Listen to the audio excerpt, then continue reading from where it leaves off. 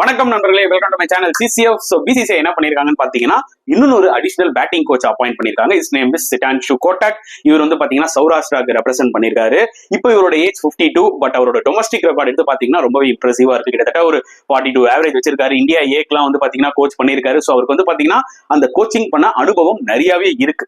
அவர்கிட்ட அந்த கோச்சிங் ஸ்கில்ஸும் வந்து பாத்தீங்கன்னா நிஜமாவே நல்ல லெவல்ல இருக்குன்றதான் வந்து பாத்தீங்கன்னா நிறைய ரிப்போர்ட்ஸ்லயும் நான் படிச்சேன்.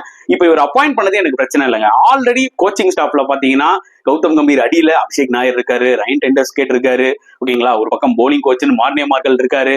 இவ்வளவு பேர் இருக்கும் போது இன்னொரு பேட்டிங் கோச்சும் அப்பாயிண்ட் பண்ணிருக்காங்கன்னா எனக்கு இது நிறைய கன்ஃபியூஷன் தான் வந்து கிரியேட் பண்ணுது. பிகாஸ் எய்தர் நீங்க வந்து அபிஷேக் நாயர் மேல அந்த அளவுக்கு வந்து பாத்தீங்கன்னா ஹாப்பியா இல்ல அவர் பண்ண ஒர்க் அப்படின்னு நினைச்சிருந்தீங்கன்னா நீங்க அபிஷேக் நாயரை ரீப்ளேஸ் பண்ணிருக்கணும்.